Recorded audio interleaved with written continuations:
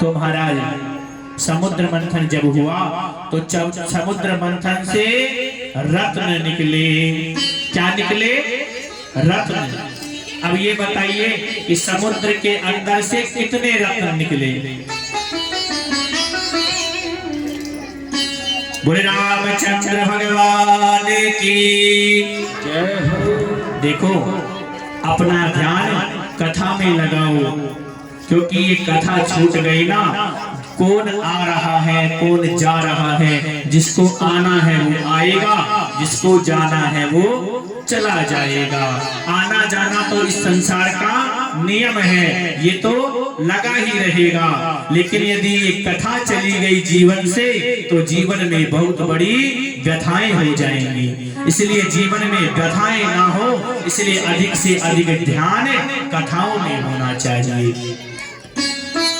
अच्छा ये बताओ, अभी कोई कह रहा था महाराज 10 दिन पूर्व हमने कथा सुनी थी गौशाला में, उसके बाद कथा हुई हमारे गांव में और अब कथा शुरू हो गई यहाँ।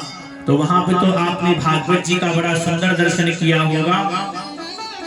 तो बताइए समुद्र के मंथन से कितने रत्न निकले? कौन बताएगा?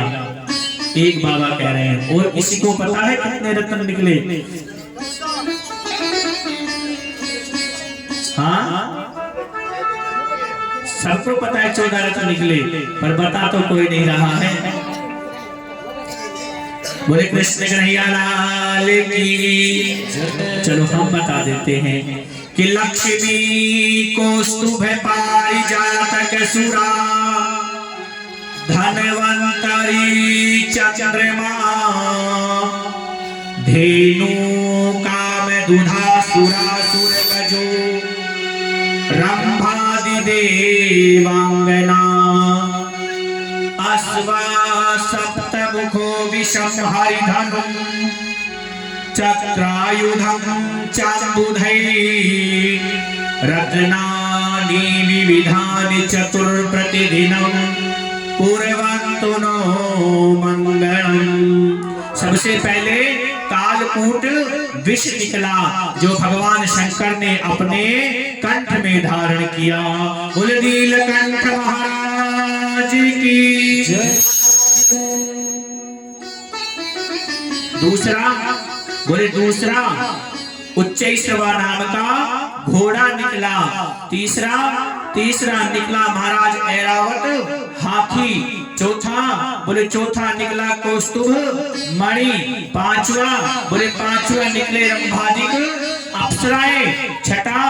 छठा निकला कामधेनु गौ। बोले सातवां निकला चंद्रमा। बोले आठवां निकला साक्षात भगवान श्री हरि नारायण की अर्धांगिनी मैया लक्ष्मी।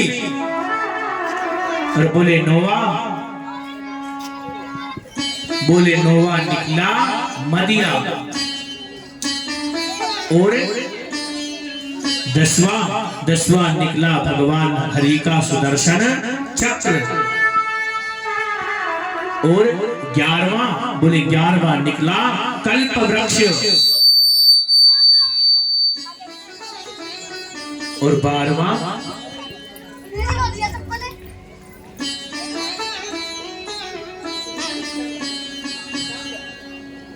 बोले 12वां निकला रंभादिक अप्सराएं। और लक्ष्मी कौस्तुभ पारिजातक सुरा, धनवंतरी चंद्रमा, धेनु कामदुधा सुरासुर गजो, रंभादि देवांगना, अश्वा सप्तमुखो विषम हरिधनुम, चक्रायुधं चाम्बुधै, रत्नानि विविधानि चतुर्दश प्रतिदिनं, कुर्वन्तु नो मंगलम। और 14वें में भगवान धनवंतरी ही भगवान श्री हरि नारायण का रूप धारण करके अमृत का कलश लेकर समुद्र के मध्य से प्रकट हुए। जब समुद्र के मध्य से प्रकट हुए तो जैसे ही समुद्र के मध्य से अमृत लेकर निकले, देवताओं ने भगवान धनवंतरी के हाथ से वो अमृत का कलश छीन लिया और दौड़ने लगे। दौड़कर देवताओं ने 4 जगह इस अमृत के कलश को छुपाया था और उन्हीं 4 जगह कुंभ का पावन उत्सव मनने लगा। महाराज, अमृत तो सब पीना चाहते हैं, लेकिन विष कोई नहीं पीना चाहता। देखिए, बड़ाई तो हर व्यक्ति चाहता है कि हमारी प्रशंसा हो, हमारी क्या हो, प्रशंसा। लेकिन बुराई कोई नहीं चाहता कि हमारा अपयश हो। जब समुद्र मंथन किए और समुद्र मंथन करते ही सबसे पहले कालकूट विष निकला, तो समस्त चराचर जीव घबराने लगे, इधर भगने लगे, वायु दूषित होने लगी, पर्यावरण सारा विशुद्ध होने लगा। कहां जाएं, किसके पास जाएं? सारे के सारे देवता दौड़कर भगवान नारायण के पास जाते हैं।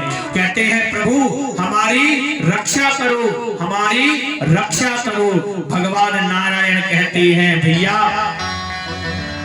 इस विष को पीने का सामर्थ्य तो हमारे अंदर भी है, हम भी इस विष को धारण कर सकते हैं। लेकिन हमारे भक्त कहते हैं कि अधरम मधुरम वदनम मधुरम उन्नयनम मधुरम हसितं मधुरम हृदयं मधुरं गामय